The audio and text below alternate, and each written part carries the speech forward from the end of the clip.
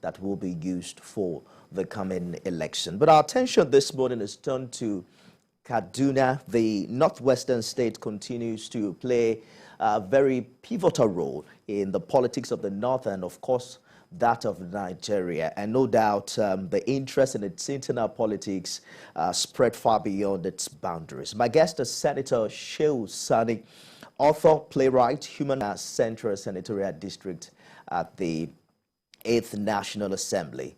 Senator Sani, good morning and thank you for joining us on the program. Thank you for having me. Let's begin with some numbers here. INEC says 4.4 million voters have now been registered to vote in the 2023 governorship election in Kaduna. That is adding some 479,000 to what the figure was in 2019. However, the figure was higher in 2019 when some 575,000 new people were added to the voter register. What does this say about voter awareness in Kaduna State ahead of this election? Thank you again for having me. Well, first of all, it's unfortunate that despite all the campaigns,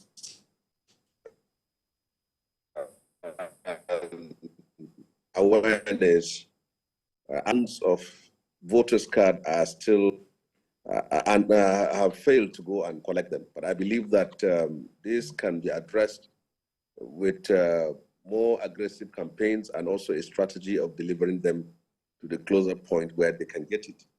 Well, some of the basic issues that we face in the northwestern part of the country is the problem of insecurity. As a result of years of attacks by bandits and terrorists, many communities have been displaced. People have left their ancestral land to other places, and that will seriously, that has seriously affected the system in terms of voter registration and also perhaps the location of polling booths. So Kaduna is one of the states in the northwest that have faced this kind of challenges. And if there is any problems or disparity in the figure or lowering of the figure, I think it has to do with the kind of problem we face as a state.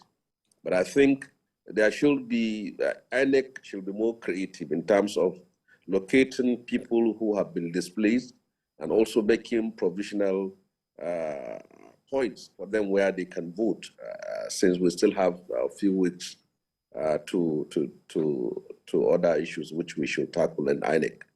But for now, I think the problem has to do with security. Because if you divide Kaduna into three, the northern Kaduna, central and southern Kaduna, many people are more aware of what is happening in the southern part of Kaduna, where bandits have been creeping in the night, raising villages, killing people. But in the central parts of Kaduna now, I can also say that there are only 2 local governments that are also perhaps can be said to be free from bandits attack.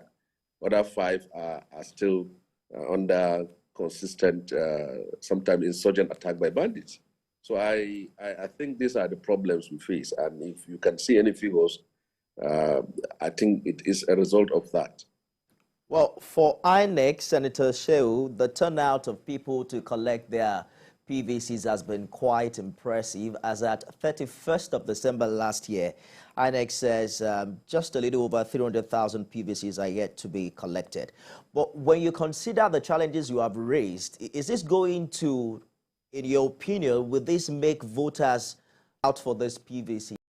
Yeah, I think, I believe that you can get 100% of this PVC being collected by people if INEC can use the structures of the religious bodies, the imams and the alfas, as you have it down south there, and also the traditional rulers.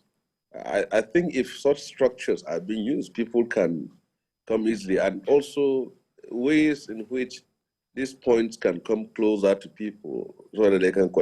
For example, now I live in Kaduna North local government, which is within the city of Kaduna. But I know that in parts of the outskirts of the city, many people have moved out because of these bandits attacks. And by moving out, it means that they have left their polling units. And if you don't use these religious structures and traditional institutions, it's going to be a bit difficult for you to get those people. So I believe that there's still time, and every voter counts. And if you look at the number of PVCs there that have still not been collected, they are much, and they can be decisive in terms of determining who becomes the president or the governor or the senator or member of House of Reps. So the numbers are still much, and more aggressive campaigns still have to continue with devising ways to bring these cards closer to the people. Indeed. So when you look at the total registered voter from 2015 to date, it's national level. Kaduna hasn't done bad in the past two elections, 48.5% in 2015. And the figures were slightly more people turned out to vote in 2019, but it was still 48% of registered voters. With more than 4 million ahead this election, are you optimistic that Kaduna might break the 48% mark?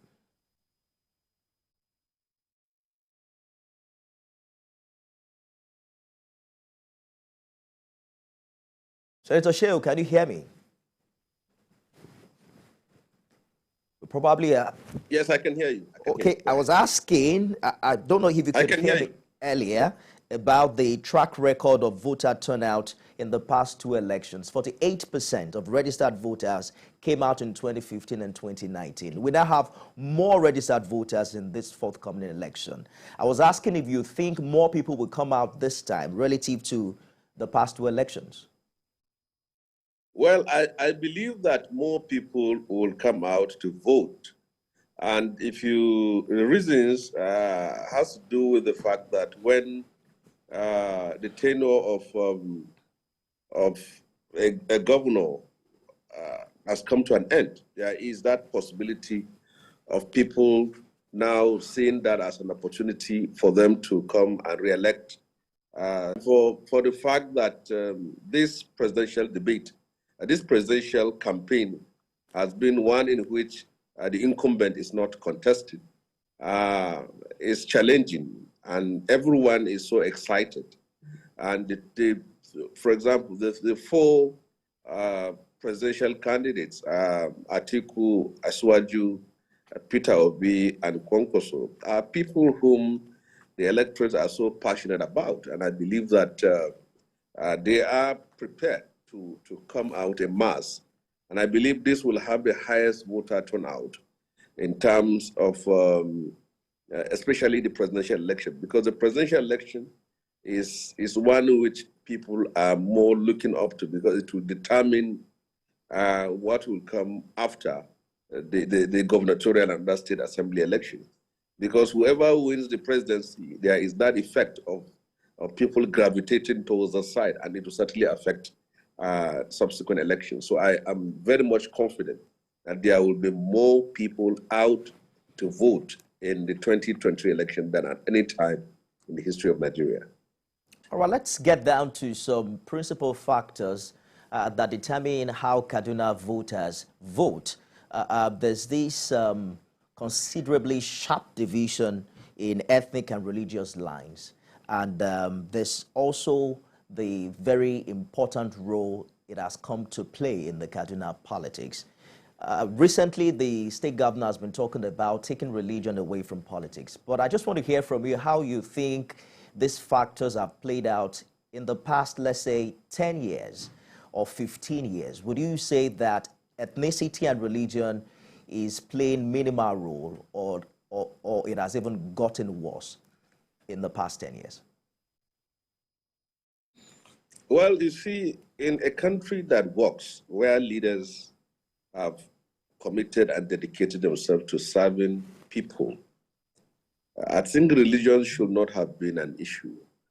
If our leaders have emphasized the religion of a leader, but what matters most is where the competence, the intellect, the vision, and the sacrifice of that leaders to his people, I think we couldn't have reached a point where we'll be talking of where a leader comes from, what is his religious background or ethnic identity. But in a society and the kind of politics we run, where people who won elections don't see themselves as elected servants of the people, but they see themselves as conquerors, where they have to bring people from their ethnic and religious background to come and serve in government. That's why people now said, okay, if you are in government and people who surround you are people from your ethnic and religious cycle, then in Kaduna State, we know it. The part of the state I come from is where the Muslim House of Fulani are predominant, and in the southern part of the river Kaduna, it is predominantly Christians from different ethnic background. So we have over 4 decades suffered ethno-religious problems, and those who have been in the position of authority have not ruled with justice, with fairness, and with equity to have reached a point where we say religion doesn't matter. It is as if the state is being run like the way apartheid in South Africa. So people in southern Kaduna, you can compare the level of government in the north than the other southern part of the country. Even today, the bandits, the strategy of the bandits in the southern part is different from the one in the northern part of the state. The terrorists, I mean. So there is no way you can have an organogram of leadership without giving consideration to the religious sensitivity of people of that part of the state. And the people of that side are basically Christians. There is a need for any equation, any setup, any structure that is made in the state should take consideration and cognizance of that fact. If you don't respect the problems of marginalization, I believe that as far as I'm concerned, the governor has not been a unifying figure in the state. He has not been the one that has carried everyone along in the way the state is being run. So that is why the voting patterns differs. The way the people of Southern Kaduna vote, the party they vote, the people they vote are different from those the one in Northern Kaduna votes. And unless you reach a point where you have a leader who will treat everyone with justice, equity, and fairness, then we can now say religion does not, but it is all the problem of leaders who have not shown the people that they are unifiers. They are ones who will treat everyone just equally and with fairness. So it is a fact that we have to at least respect this for now, but in the future, I believe these issues can be addressed.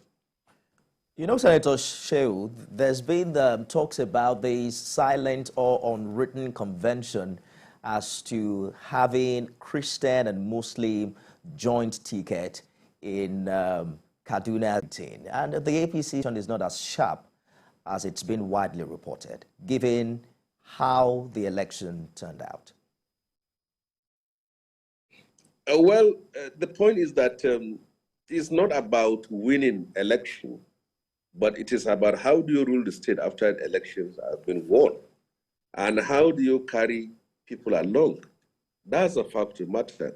You can win election by any form of equation, but the fact is that how will the state fare after that? If you have won election now under a Muslim ticket in Kaduna, and then I, as a Muslim from the northern part of Kaduna, I cannot go to the southern part of Kaduna and live with my family. So despite you knowing me as someone who doesn't profess any form of discrimination against anyone, but the state has been sharply divided, and the state has still been is being ruled typical of what has happened in South Africa. The people of Southern Kaduna are actually marginalized from the politics of the state, and they don't consider the government of Kaduna State as their own government, as the government of people of Northern Kaduna, because it is being structured along that way. And let us look at it also from this point of view. Our people in Kaduna State, the Muslims, are not happy with what is happening in Plateau. They always say that a deputy governor. Then how can you be recommending struggle? We fought, Abiola won election. Why did Christians in the North supported him?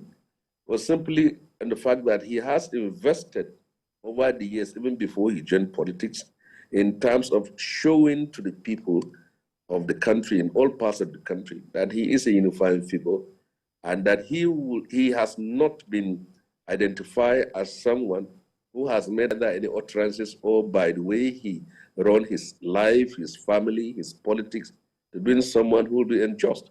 So it's all about the leader. If you have a leader who has proven, or leadership that has proven that they can be fair and just, all these issues could not have come in. But if any leader who has tried to explain to the people that self-certificate will work, he may not be the problem. The problem will be with the system. The system has already ingrained in people. There is only when you have someone from your ethnic and religious background that you are protected. So it is the system. It's not simply, it is the leaders that have created a system of distrust in the hearts of people.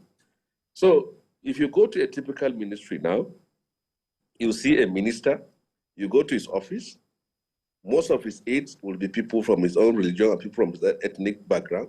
You go to a typical person holding position of power, it's still the same thing. If you are employing 10 people, you'll find out that 8 people will come from your own village, your own town, your own ethnic group. So it is the problem with it, not just in Nigeria, but in the whole of Africa. So if this has to be addressed, then those who find themselves in the position of that can dissolve this idea of saying that a person who should be in position of power must be someone who comes from an ethnic or religious background. You know, you referenced Abiola's election in 1993 and why the electorate didn't pay much attention to the Muslim ticket. Are you saying that in the forthcoming election in your state, the Kaduna electorate would not also be able to look beyond whether there's a woman on the ballot or a 68-year-old, or whether a party is fielding a ticket with the same religion, and to be able to identify their track record, what they have done in the past, and their capacity to lead? Don't you think that the electorate also has the capacity this time to do that? Well, I think people will vote, but you need to be in Kaduna to see to hear from the people on the ground and their feeling. And I believe that if you think you have the capacity and the competence to deliver, and you still have to understand the sensitivity of other people, especially people who are not from your own part. So I don't think that Kaduna should be used as a scale to recommend any Muslim ticket to anybody or anywhere. But I think in the greater sense, like I've said, it's about the leader. If you have a leader, for example, the late Balarabe Musa, he got his votes when he was contesting more from the Christian side, even down from the Muslim side, because they believe in him. So once you have a leader who has proven over the years that he's a unifying figure, he can be fair and just to any person, people will vote for him. After all, in Niger State, in a predominantly Muslim area, you once have a Christian, Senator David Moru, who has won election. Even in Kaduna here, in 1999, there was an Igbo man who won election as a member of State House of Assembly. So it's all about the individual. And I believe that if we have to go out of this, then leaders who have found themselves in the position of power and authority by virtue of being elected into office, they have to prove that you can serve any person, you can serve anybody, and you can serve the community, your society, and your country without showing any form of alienation.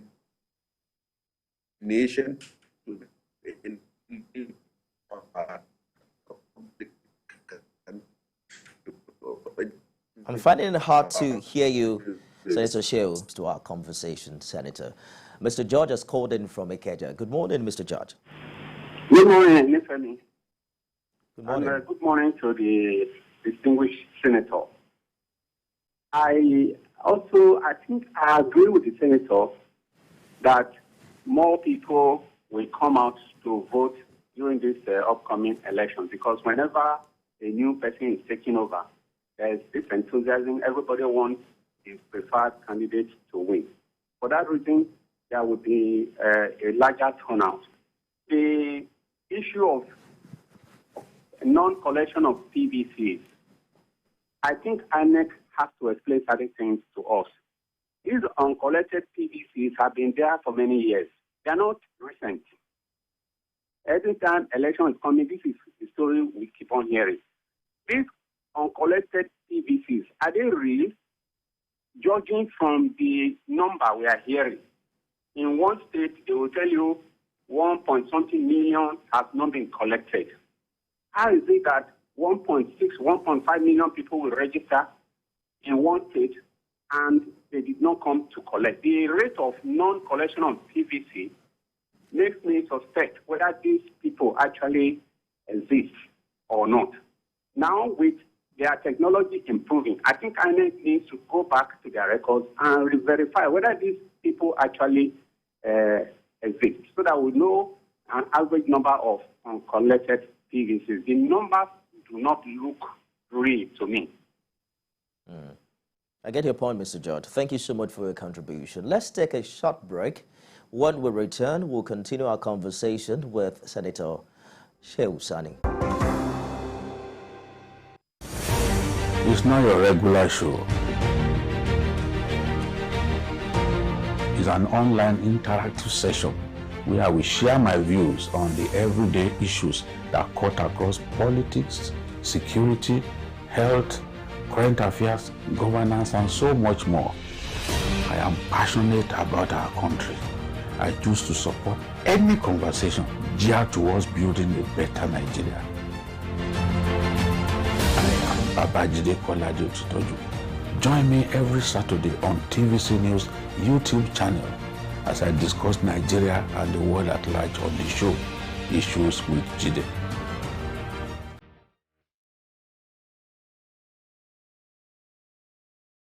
Monkeypox is caused by a virus of same name that is closely related to now eradicated smallpox. The likely symptoms of monkeypox are fever, headache, muscle aches, back pain, low energy, rash, swollen lymph nodes, among others. How does the monkeypox virus get spread? You can get the virus through close contact with an infected person and also through physical contact with an infected animal. To get monkeypox treatment, you need to see a physician. Here are the steps to protect yourself from monkeypox virus. Step 1. Avoid close contact with suspected or confirmed monkeypox cases. Step 2. Avoid physical touch with animals who could be infected. Step 3. Frequently clean and disinfect environments that could have been contaminated. We all need to join hands together to protect ourselves from this virus. This campaign is brought to you by TVC Communication. Join me, Precious Amayo, as I bring you news from the epicenter, where it happens and when it happens, staying on top of every breaking story, minute by minute, right at the hour when the city gets busy and just before it sleeps. We're live from every angle with objective insight and analysis. TVC News, first with breaking news.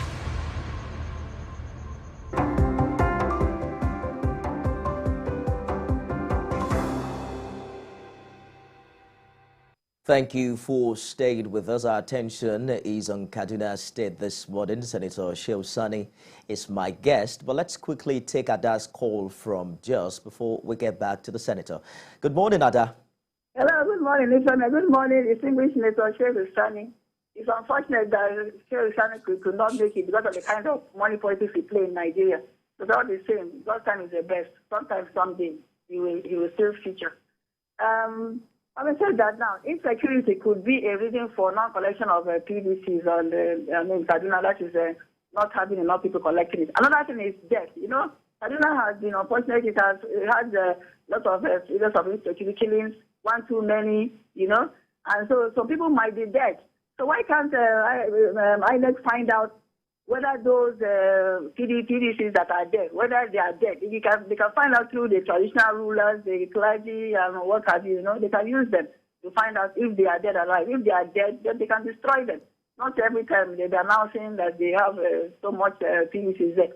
Then I commend the military for what they are doing, in combating this insurgency. But I think one thing is missing.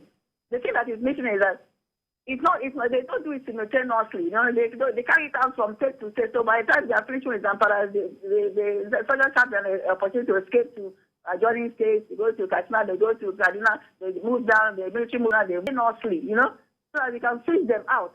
But if this process of, this issue of insecurity is not handled nationwide, it's going to be an issue. People will be afraid. Even my own state, Imo State, I saw my governor, go to President Buhari, and they said they are giving him some military backing and all that. So that should be done everywhere. That's technology. Technology should be used everywhere, especially the flashpoints. So again, INEC can also liaise with NYSC to use coppers to also help in distributing these PVCs. Because it looks as if they don't have enough manpower. Because there are some places people will queue up there for hours, and that can be frustrating. Not give up on this one. People should not sell their PVCs. And then INEC, those people that are buying PVCs to suppress, to bring about voter suppression, which is another form of vote buying, they should persecute them. The problem we have in Nigeria is that we don't persecute anybody. Nobody is punished for any offense. All the same, let's not do overnight. Issue with Southern Kaduna earlier. Some civil groups are already raising concerns about how secure that part of the country will be ahead this election. Yes. What are your thoughts about this?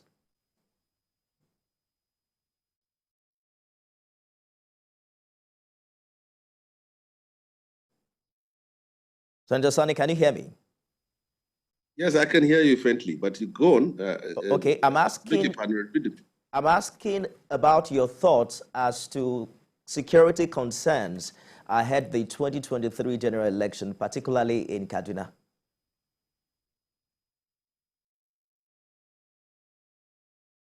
Yeah, can you hear me? Yes, I can. Please go ahead. Well, I've said it earlier that insecurity has seriously affected the ability, capacity, and the opportunity that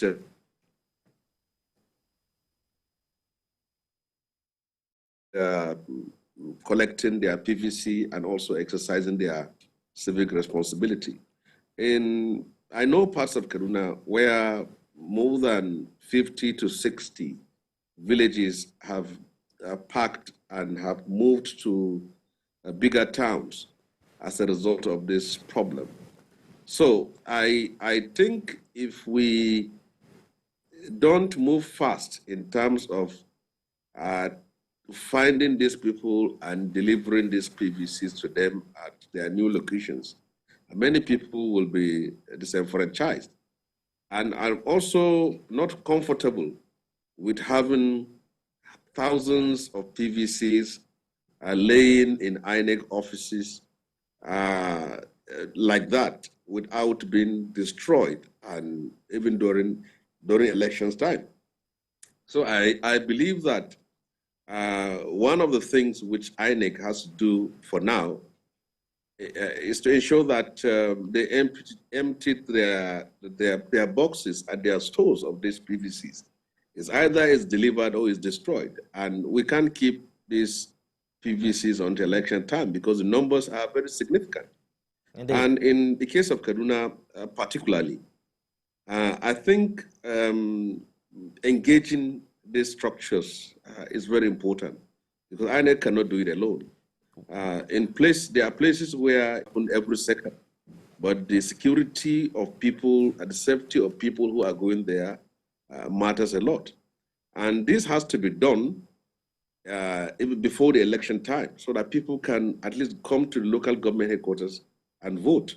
If that is not done, I think we will have an election result where many people simply were not able to vote. I understand you're concerned about the disfranchisement of certain voters, but as to the destruction of PVCs, one would think that the BVAS technology already quells any concern as to whether someone can use another person's voter card with the latest technology. But please hold that thought. Let's quickly take Mazi Okorafo's call from Arochukwu in Delta State, in Abia State. Good morning, Mazi. Good morning, my brother. Good morning, Senator.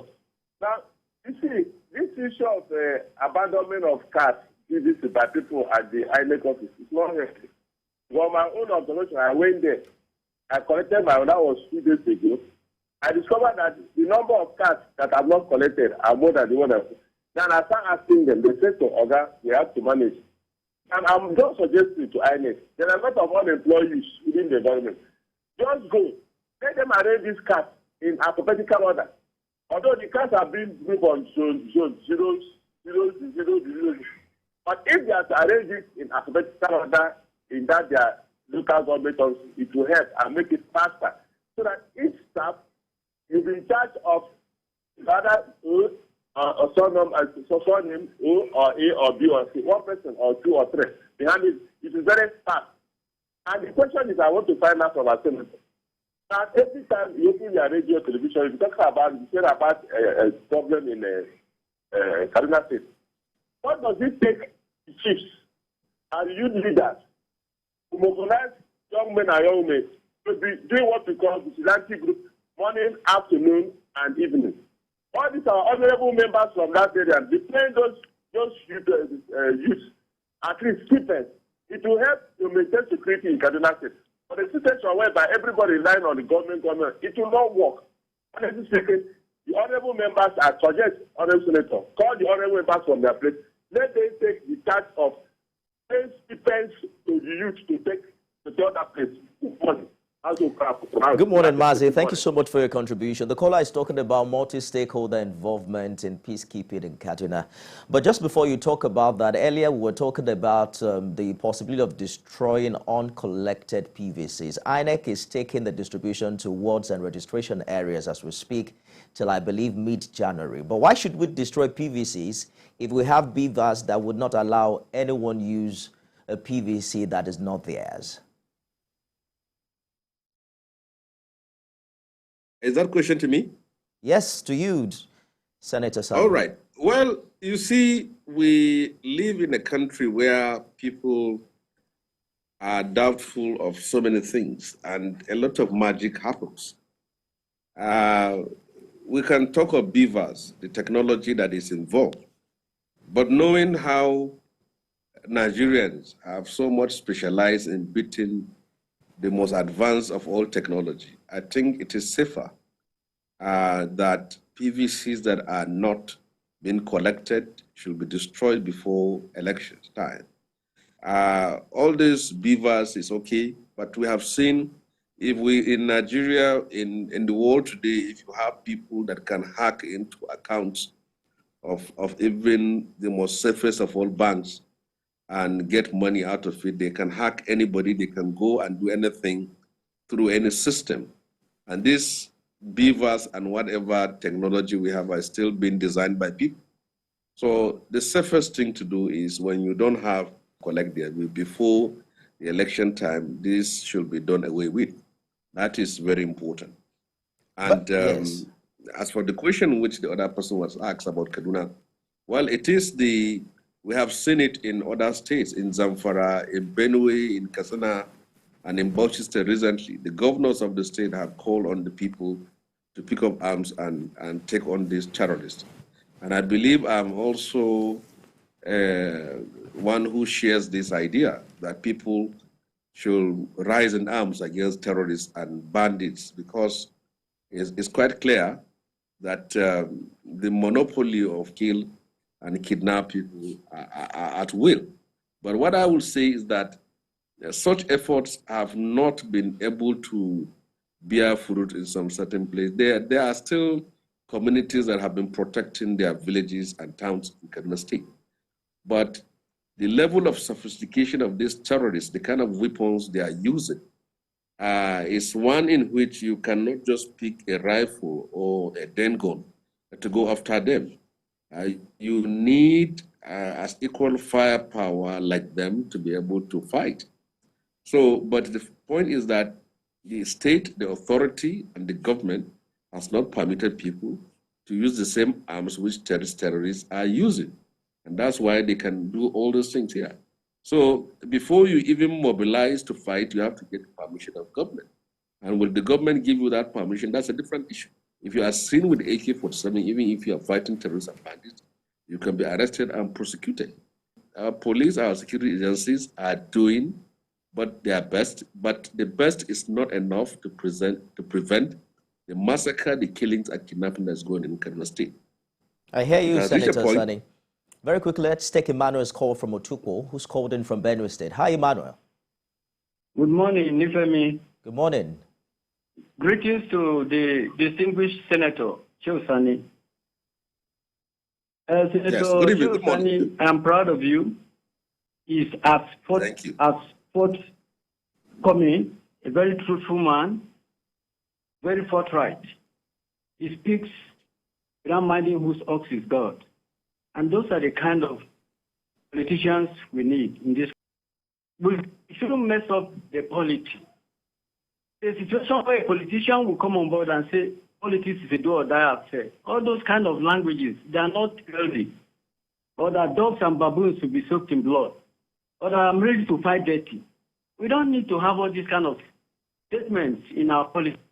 We need more decent men like Sani to come into the politics so that we can clean our political circles and make the country great again.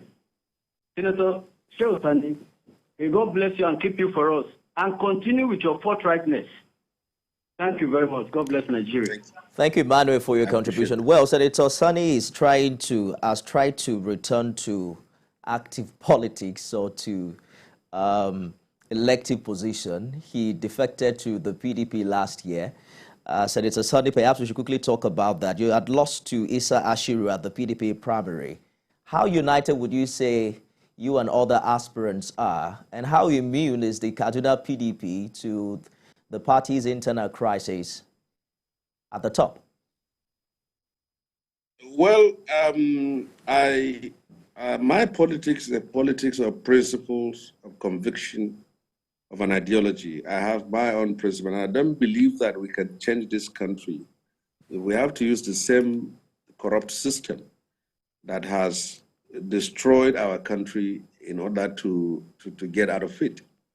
I contested the governorship of Kaduna State, and my colleagues who contested along with me, they shared money to delegates, and the delegates voted them. So that is the corruption in the system. I am of the PDP, but I do not approve of the way in which an opposition party that ought to have set a clear and different agenda in terms of laying a standard for propriety, morality, and sanity to engage in that. But I lost it because they gave money and I refused to give money. But that is a fact. But in that aspect of it, we have a candidate who has won, and he is Issa Ashiru, and there is no problem with him being the candidate, because right now we are all rallying around to see that he clinched the seat of power in Kaduna State. So, and I believe that he has a lot to deliver and to correct and right the wrongs that have been unleashed over the last 7.5 years by Nasir El-Rufai. So this is it. We want someone who can unite our people, the Christians and the Muslims, who will treat everybody with equity, with fairness, and with justice. That is. Who's called in from Aja? Good morning, Rose. Yeah, good morning, please. I just want to contribute to the slow pace of the collection of PVC. And the way it's going, if you look at the way you start looking for one person before they get one person, it takes so much time. And a lot of Nigerians don't have that patience to wait. Somebody suggested using of youth or even the youth corpers. If there are no other technologies of somebody is waiting at the window, you wait, and somebody is just searching. Let there be something done about the manpower, the manpower to do this distribution. And secondly, I want to also ask if there are provisions to take this collection of voters' card to the people in IDP camps. A lot of people that cannot get to where they are collecting today are lavishing in IDP camps. Are there provisions to take this down to them? Please, we all want to participate in this. God bless Nigeria. Thank you, Rose, for your contribution. INEC says it's now moved towards registration areas. Hopefully that will help the distribution of the voter cards, but we'll probably be talking about that next week with an INEC official to see what they're doing about it. Senator Sani, if you're still there, earlier on you were talking about politics of ideology. I'm wondering how that works with the current setting in Nigeria, the inter-party collaboration. I mean, like your other colleagues, you have... very much in politics of ideology. Just a minute, Senator Sani. I was going to say that, like your other colleagues, you have moved from AD to CPC to PRP, and then I think back to APC, and then currently in PDP. Talk to us about how this ideology works, particularly with these inter-party movements. Well, if you look at Nigerian political parties, these are not organizational political structures with convictions, with principles, or with ideology, because most of the people who are in APC today were once in PDP. In fact, in the governors, almost 80% of governors of APC from northern part of Nigeria to PDP, maybe Asuaju, his deputy, Shetima, Buhari, Osibanjo, and very few others. But almost most of the APC lords now were the campees from the PDP. And if you look at the manifestos of all the political parties, you can photocopy one and simply put the cover of the other. So there is no ideology, but as an individual, one can have his own conviction. Political party platforms in Nigeria are simply a platform for seeking political power. They virtually do not have, even you can see the Labour Party as it is. When you say a Labour Party, you know that it's a party on the left. It has issues of workers, principles, convictions, rules, and on the left-hand side of the divide. But the person who is heading the Labour Party, he is from the right-hand side of the political divide in all his ideology, his thinking, and his also manifestos. So you can see the conflict. So in Nigeria, we have not evolved through that process.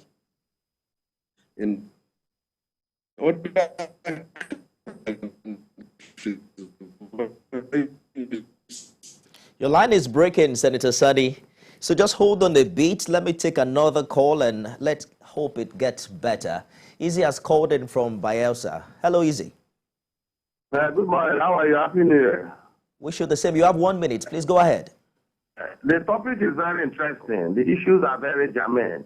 Senator Sani, but the fundamental principle is that the politicians in Nigeria lack political ideology. There's issue of geopolitics from one party to the other, and it's a very sad development. You look at the trajectory, you begin to wonder what kind of politics we are playing. These are seasoned personalities of high caliber, but they should remain in a particular party, sell their ideology. That is why we have internal democracy issues. When there's no political ideology, the world will be lacking with internal democracy. These are some of the crises that have affected various political parties, why there's no political stability. That have also affected our leadership process. The leaders, when they get into offices, they prove themselves to, without ideology, cannot be able to read the manifesto of their political parties. Manifestos is lacking. That's why it's the role of campaign. Instead of leaders and presidential aspirants campaigning on policies and manifesto, abusing individuals and making comments that are not commentary. You see, Nigeria is a very sad situation. Right now, the country is operating over 33 million more dimensionally poor. And if our leaders don't rise up to the challenge and begin to dictate based on manifesto and cardinal principles of philosophy, it was very difficult for us. Totally, we speak in there, politician is somebody the whole country respects so much, but they should try to politics with proper ideology, because internal democracy is what has affected our political system, and it has affected easy. I'm afraid that's your time. Thank you so much for your contribution. Senator Sonny, we have to go now. I get your point about how unorganized political parties are and why it makes it easy for politicians to move easily from one party to the other. Out of the four main contenders, one of them stands out as not to have moved, since his sojourn into politics, modern-day politics in 1999. But we don't have much time. I'd just like you to quickly make reference and hear your comments on what is now being termed a fragmented opposition in Kaduna, a situation where some are saying the likes of Ashake and Nkuyi may split bases that are formerly known to support your party, the PDP. Do you see them closing ranks to give a chance for the opposition in the forthcoming governorship election? Well, for all I know is that the structure of the party is beyond the gubernatorial candidates. If Asake is a good man, and he has been leading the struggle in southern Kaduna for a very long time. But apart from him, who are the senatorial contestants of Labour Party, who are the members, House Assembly, who are the reps? There's none. PDP is entrenched in southern part of Kaduna. Without southern part of Kaduna, PDP could have not been existing in Kaduna State at all. But it has now gained ground in the central and northern part of Kaduna. So you can see from the local government election that took place some few years ago. So as far as I'm concerned, I do not think that any split within the PDP can be much of a problem. As far as the PDP is concerned, everyone has rallied behind the gubernatorial candidate, which is Isa Ashiru. And then I believe that they will make it in the 2023 election. So internal crisis in APC, in PDP Kaduna is very minimal. Despite Asake contesting from southern part. And there are other people who are House of Fulani from the north who are also contesting other parties. Like you have Shaban, he's contesting ADP, and other people who are contesting from the northern part. So they can also divide votes. But I believe that Kaduna is an APC and PDP state. Any other political party doesn't have appreciable presence here. And that shows from the past two elections where both parties you've mentioned garnered over 90% of the total vote cast. Shehu Sani, human rights activist and politician, thank you so much for your contribution on the program this morning. That's our show, everyone. Thank you for being a part of it. I am Nifemi Oguntoye. I'll see you again next week.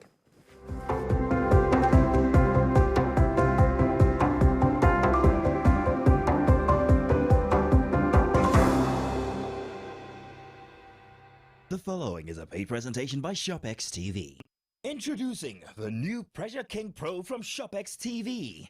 The amazing 14-in-1 digital pressure cooker that saves you time and money. Want to cook proper meals but can hardly find the time? We all have busy schedules, but hurried lifestyles means meals on the run, maybe even whole weeks with too much processed or fast foods. The amazing ShopX 14-in-1 digital pressure cooker cooks up to 90% faster than conventional appliances. And because it cooks so much faster, you're not just saving time, but saving money too.